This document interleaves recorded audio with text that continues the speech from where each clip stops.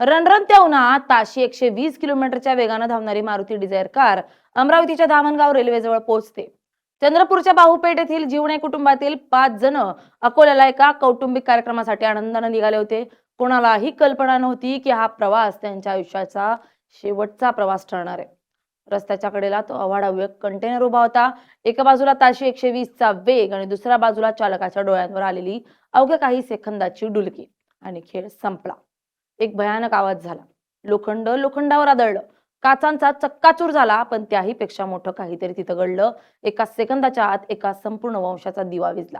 ज्या नातीच्या हसण्यानं घर जिवंत व्हायचं, त्या 12 वर्षांच्या चिमुरडीचा श्वास तिथंच थांबला. एका छोट्या मुलीसह एकाच घरातील 5 जणांचा जागीच मृत्यू झालाय. कसा घडला हा अपघात? एकाच कुटुंबातील 5 जणांवर काळानं कसा घाला घातला? पाहूया त्या व्हिडिओतून. नमस्कार, मी स्नेहल चौधरी. आपण पाहत आहात LS मराठी.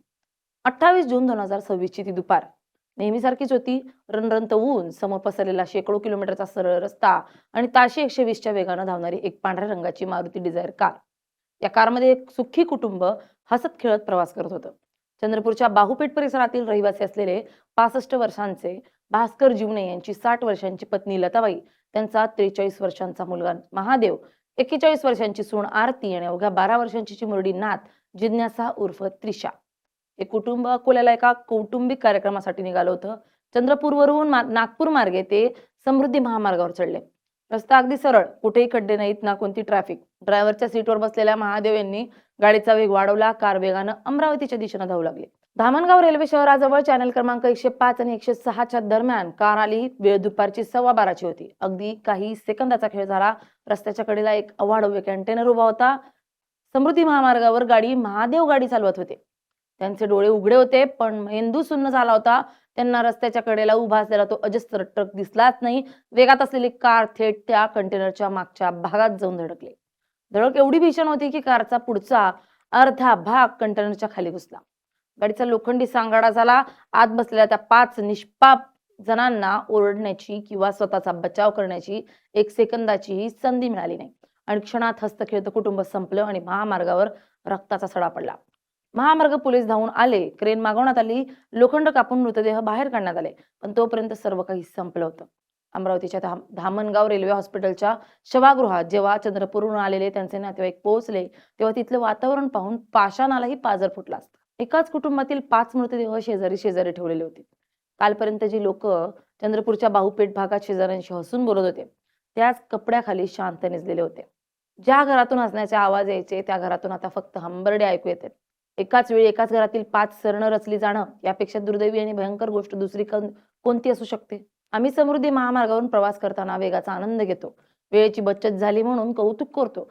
पण या वेगाच्या मागे किती घरांची राखरंगोळी होतीये, याचा विचार कधी केलाय? समृद्धी महामार्गाने आपल्याला अंतर कमी करून दिलं, पण अनेकांच्या आयुष्यातील अंतरच संपून टाकलं.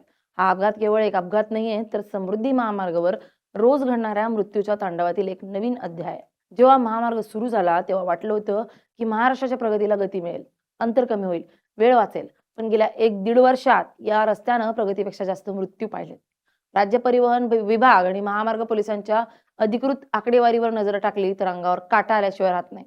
गेल्या अवघ्या वर्षभरात या महामार्गावर 1000 पेक्षा जास्त लहान मोठे अपघात झालेत. या अपघातांमध्ये 250हून अधिक नागरिकांना आपला जीव गमवावा लागलाय, तर शेकडो लोक कायमचे अपंग झालेत. महाराष्ट्र राज्य रस्ते विकास महामंडळाच्या अहवालानुसार समृद्धी महामार्गावरील अपघातांचं प्रमाण मुंबई-पुणे एक्सप्रेसवेच्या तुलनेत कित्येक पटीनं जास्त आहे. देशातील इतर महामार्गांच्या तुलनेत हा मृत्यूदर अत्यंत धक्कादायक आणि चिंताजनक आहे. आता सर्वात महत्त्वाचा प्रश्न उपस्थित होतो की एवढा सुंदर, 6 पदरी, कुठेही वळण नसलेला सरळ रस्ता एवढे अपघात का होत आहेत? या प्रश्नाचा वेध घेतला असता शास्त्रज्ञ आणि वाहतूक तज्ञांनी एक अदृश्य शत्रूकडे बोट दाखवलंय, ज्याला विज्ञान हायवे हिप्नॉसिस किंवा रोड हिप्नॉसिस म्हणतं.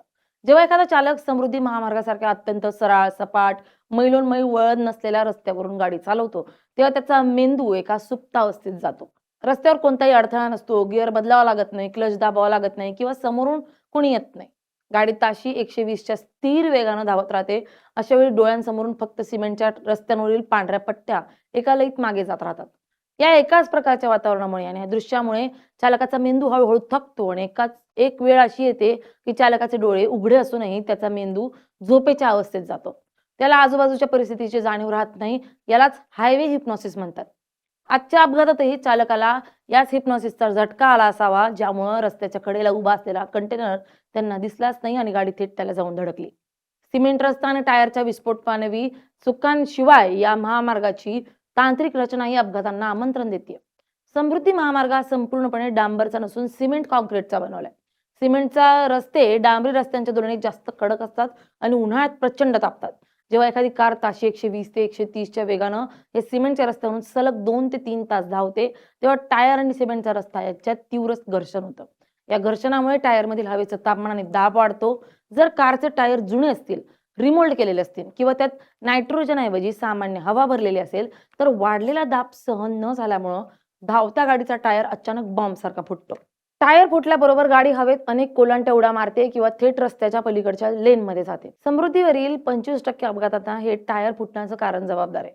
याशिवाय महामार्गावर सुरुवातीला पेट्रोल पंप, हॉटेल किंवा विश्रांतीची ठिकाणं खूप कमी अंतरावर नव्हती. त्यामुळं चालकांना सलग 4 ते 5 तास विश्रांती न घेता गाडी चालवावी लागायची. ज्यामुळे शारीरिक थकवा आणि डोळ्यांवर येणारे डुलकी अपघाताचं कारण ठरत होतं.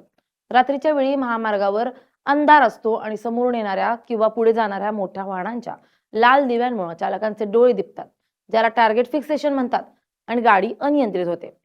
प्रगती वेगानं झाली पाहिजे, पण ती कोणाच्या जीवावर बेतणारी नसावी, हाच धडा समृद्धी महामार्गावरील हे अपघात आपल्याला रोज देत आहेत.